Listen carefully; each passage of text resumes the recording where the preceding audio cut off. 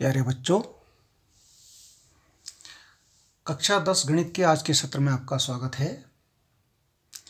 आज हम पढ़ रहे हैं पाठ 13 पृष्ठीय क्षेत्रफल और आयतन, जिसमें हम प्रश्नावली 13.1 के प्रश्न नंबर 7 को आज हमने करना है। प्रश्न नंबर 7 है, देखिए पढ़िए, बहुत बड़ा सा प्रश्न है। कोई तंबू एक बेलन के आकार का है जिस पर एक शंकु अध्यारोपित है, यानी उसके ऊपर एक शंकु है। इस प्रकार एक बेलन है, उसके ऊपर शंकु है। यदि बेलनाकार भाग की ऊंचाई और व्यास क्रमशः 2.1 मीटर और 4 मीटर है, मतलब ऊंचाई है बेलनाकार भाग की 2.1 मीटर और व्यास है 4 मीटर, तो शंकु की तिर्यक ऊंचाई तथा शंकु की तिर्यक ऊंचाई 2.8 मीटर है। तो इस तंबू को बनाने में प्रयुक्त कैनवास का क्षेत्रफल ज्ञात कीजिए। साथ ही ₹500 प्रति वर्ग मीटर की दर से इसमें प्रयुक्त कैनवास की लागत ज्ञात कीजिए। और देखिए, ध्यान दीजिए, भी दिया गया है। ध्यान दीजिए कि तंबू के आधार को कैनवास से नहीं ढका जाता है। ये कॉमन सेंस की बात है। वैसे ये ध्यान दीजिए, आपका पेपर में यदि प्रश्न आया तो ये नहीं लिखा होगा, ठीक है। देखिए, इस प्रकार का है। ये बेलनाकार भाग है नीचे वाला, ये हमने यहाँ पर थोड़ा गोल जैसा बना देते हैं। ये इतना बेलन है, ठीक है, ये बेलन है। ऊपर ये शंकु है। शंकु की तिर्यक ऊंचाई 2.8 मीटर है। तिर्यक ऊंचाई इसको बोलते हैं, एल से प्रदर्शित करते हैं। और जो बेलन की ऊंचाई है वो आपकी 2.1 मीटर है, इसे एच से प्रदर्शित करते हैं। अच्छा, और दे रखा है व्यास। व्यास देखिए, जो व्यास की बात होती है इस प्रकार के चित्र में, इस प्रकार की आकृति में जब व्यास की बात होती है तो वो दोनों का व्यास होता है, शंकु का भी और बेलन का भी। ये पूरा है व्यास, यहाँ से यहाँ तक गोलाई का होता है। ये यहाँ से यहाँ तक पूरा व्यास है, ये है 4 मीटर। तो त्रिज्या कितनी हो जाएगी बच्चों, आपको पता है, त्रिज्या व्यास की आधी होती है। तो यहाँ हम कैसे करेंगे, क्या दिया है,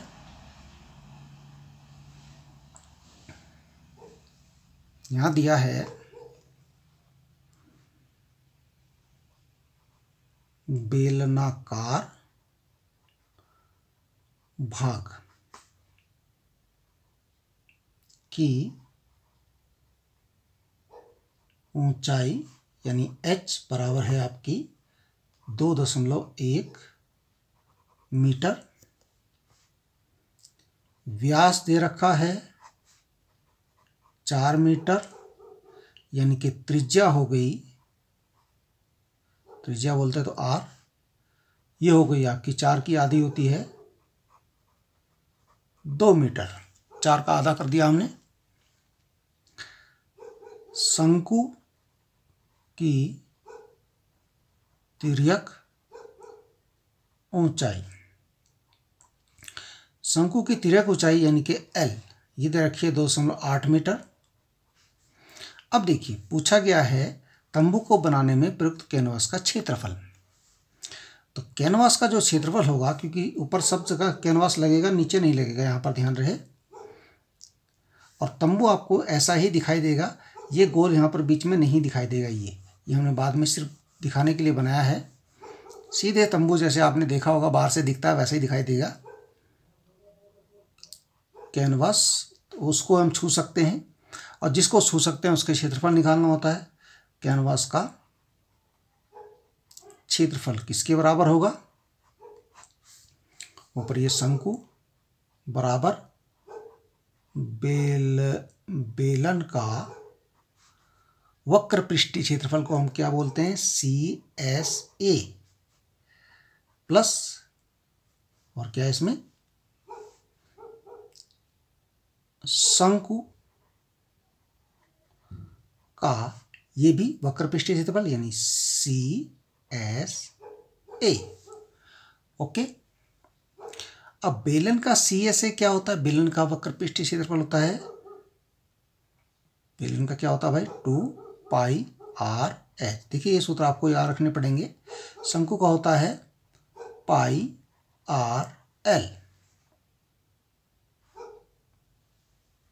ठीक है,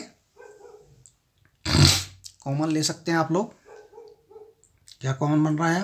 पाई और आर कॉमन बन रहा है, पाई इंटू आर।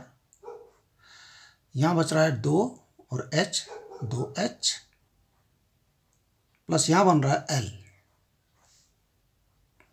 पाई का मान 22/7। अच्छी, अब देखिए आर का मान क्या है? 2 गुणा एच। एच का मान क्या है? 2.1। और एल का मान क्या है?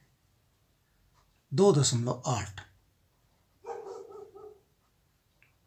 22/7 गुणा 2, ब्रैकेट के अंदर हो गया 2.1 की गुणा 2 में, यानी 21 दूना 42, 4.2 आ गया प्लस 2.8।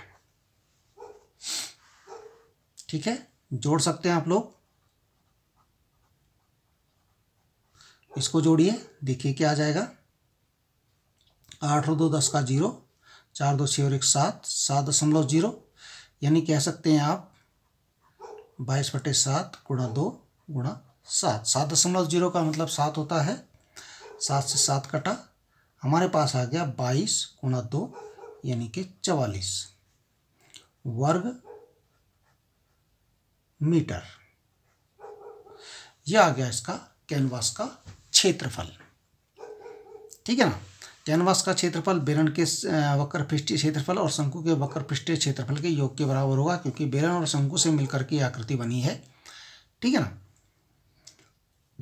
अब देखिए आगे पूछा गया है, साथ ही ₹500 प्रति वर्ग मीटर की दर से जो कपड़ा इसमें लगा है, कपड़ा है आपका कैनवास, कपड़े का मूल्य ज्ञात करना है ना, कैनवास की लागत।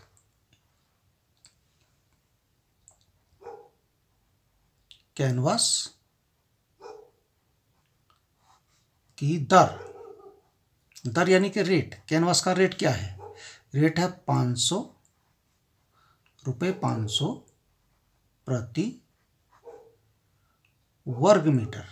ये है 500 रुपये का 1 वर्ग मीटर आता है, लेकिन यह है 44 वर्ग मीटर, है ना। तो क्या हो जाएगा?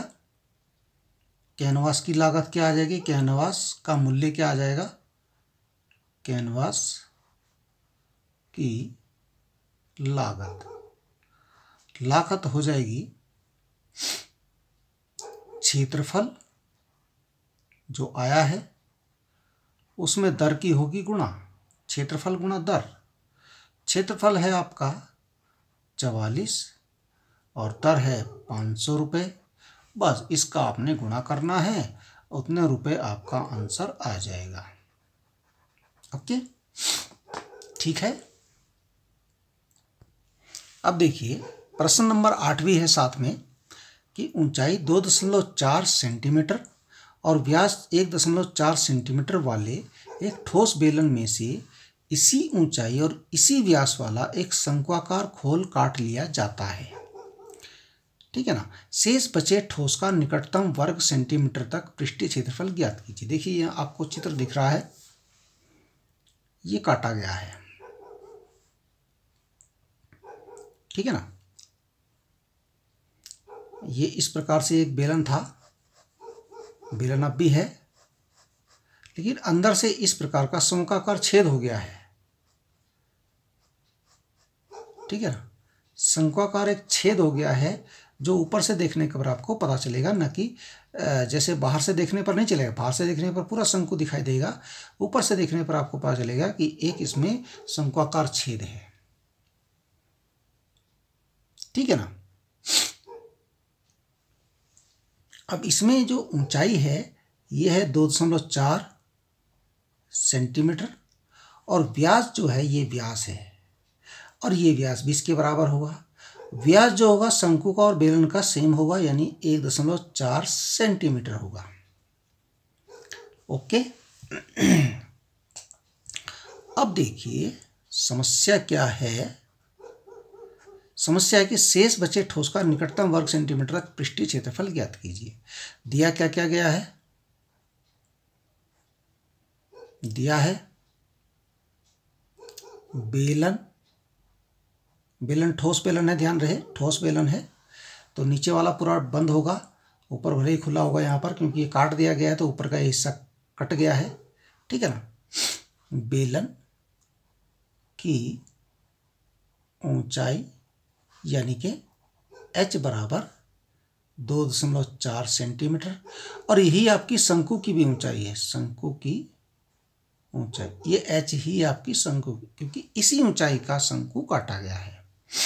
अच्छा, अब बेलन का व्यास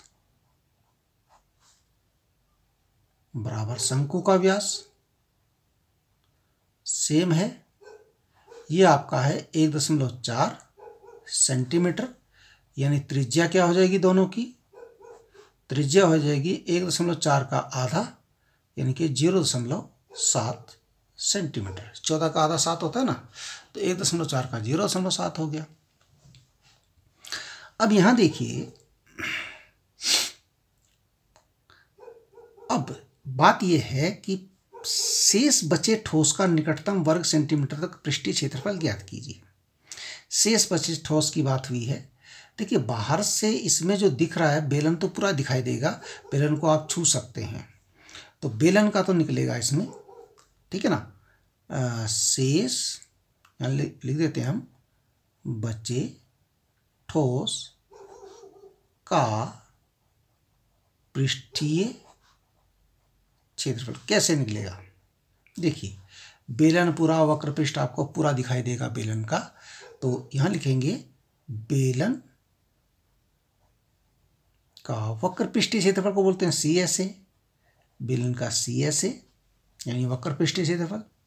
अच्छा, अब जब आप अंदर इसको देखेंगे, शंक्वाकार भाग है और अंदर आप हाथ डाल के इस शंक्वाकार हिस्से को भी छू सकते हैं हाथ से, जैसे कि ओखली में हाथ डालते हैं ना, ओखली होती है उसमें हम हाथ डाल सकते हैं, कुछ चीज़ निकालते हैं उसमें से, पूरा हाथ डालते हैं, उसके अंदर की सतह को छू सकते हैं।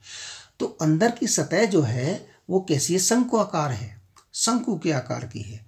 तो ये शंकु के आकार का जो है, ये अंदर का शंकु के आकार का गोल है, वक्र है, तो हम यहाँ वो भी एक पृष्ठ हो गया, शंक्वाकार पृष्ठ हो गया, शंकु का वक्र पृष्ठ हो गया, तो यहाँ शंकु का वक्र पृष्ठ भी साथ में आ गया,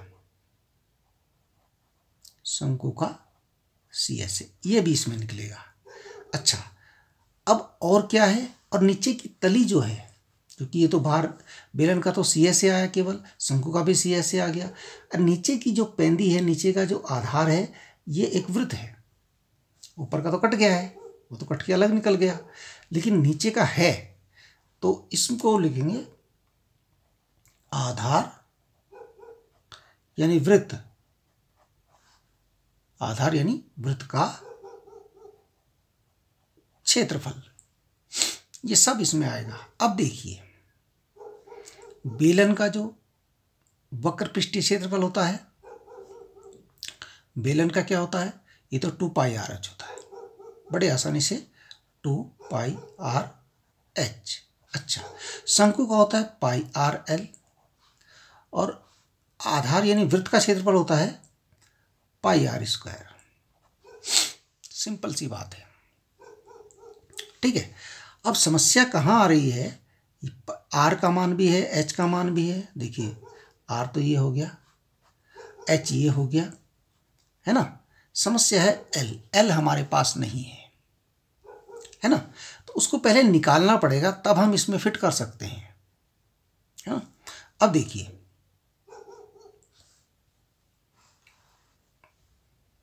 शंकु की तिर्यक ऊंचाई L, इसका एक सूत्र होता है जो आपको याद होगा कि h² + r²। देखिए, h का मान कितना है, 2.4 का स्क्वायर, r², r का मान कितना है, 0.7 का स्क्वायर, ठीक है। कर लीजिए, 2.4 यानी 24 का वर्ग क्या होता है, 576, 2 अंक बाद दशमलव लगेगा। 0.7 यानी 7 का वर्ग क्या होता है, 49, ठीक है ना, 2 अंक बाद दशमलव लगेगा, इसको हम जोड़ेंगे, ये हो जाएगा हमारा 6.25, यानी 625 का वर्गमूल होता है 25, यानी कि हमारा आ गया 2.5 सेंटीमीटर। एल का मान आ गया 2.5 सेंटीमीटर। ठीक है, अब चलो एल का मान भी आ गया है, अब हम उसमें फिट कर सकते हैं वापस शेष बचे ठोस का पृष्ठीय क्षेत्रफल। देखिए ये 2πRh था, 2πRh हमने अभी भी कुछ नहीं किया है, πRL हमने दोबारा वैसा का वैसे ही उतारा है उसको, हमें केवल L की समस्या थी वो हमने निकाल दिया यहाँ पर। अब देखिए यहाँ पर हम कॉमन ले सकते हैं πR कॉमन लिया, देखिए यहाँ बचा 2 गुणा H यानी 2H, यहाँ बचा L और यहाँ बचा R। ठीक है, 2 गुणा H, यहाँ 2 गुणा H बचा, यहाँ L बचा। ठीक है, पाई का मान दे रखा है 22/7, R का मान है 0.7, ऊपर चेक कर सकते हैं आप, 2 गुणा H का मान है 2.4 प्लस L का मान है 2.5, R का मान है 0.7। अब इसको आप गुणा भाग करके हल करेंगे, जैसे आपने करना है वैसे कीजिए, यहाँ हम इसको छोड़ दे रहे हैं, हल आपने करना है, गणना आपने ये करनी है। ठीक है, समझ गए आप, गणना केवल आपने करनी है, जितना भी आपका उत्तर आए। ओके, ठीक है, हम आपके लिए छोड़ देते हैं यहाँ पर। तो प्यारे बच्चों, एक प्रश्न और है इसमें, इसका इस प्रश्नावली में देखिए, इसमें आकृति कैसी है, लकड़ी के एक ठोस बेलन के प्रत्येक सिरे पर एक अर्धगोला खोदकर निकालते हुए वस्तु बनाई गई है। लकड़ी का एक बेलन था, इसमें से यहाँ से एक अर्धगोला निकाल दिया गया है, काट करके अलग कर दिया गया है। ठीक है ना, यहाँ पे एक अर्धगोले का गड्ढा बन गया है। फिर दूसरी साइड में भी ऐसे ही किया, वहाँ पर भी एक अर्धगोला निकाल करके काट के फेंक दिया गया है, तो यहाँ पर भी एक अर्धगोलाकार गड्ढा बन गया। अब इस बेलन की ऊंचाई जो है वो है कुल मिलाकर के 10 सेंटीमीटर कुल थी, और आधार की त्रिज्या जो है 3.5 सेंटीमीटर, यहाँ से यहाँ तक की ये आपकी है 3.5 सेंटीमीटर, या हम ऐसे भी कर सकते हैं 3.5 सेंटीमीटर, यहाँ भी वही होगी 3.5 सेंटीमीटर। इस वस्तु का संपूर्ण पृष्ठीय क्षेत्रफल ज्ञात कीजिए। कैसे निकलेगा देखिए, इसका भी 3.5 है, इसका भी, मतलब ये दोनों अर्धगोले बराबर हैं, दोनों अर्धगोलीय जो हिस्से हैं ये बराबर हैं।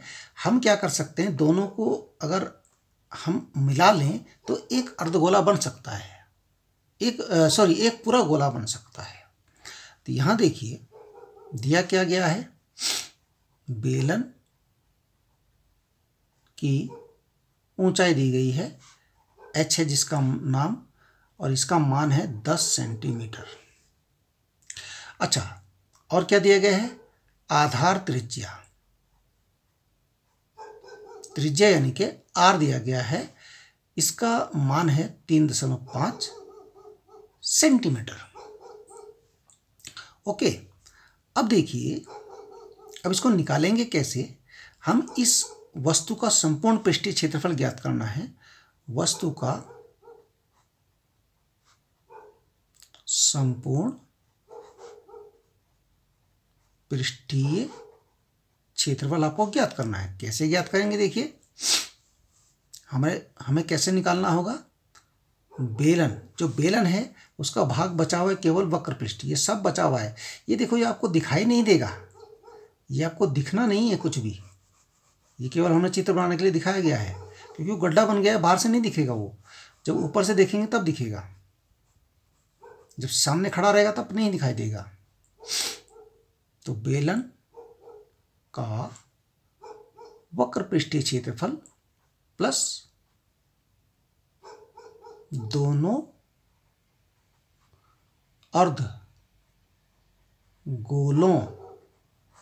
अर्धगोलों का भी वक्र पृष्ठीय क्षेत्रफल।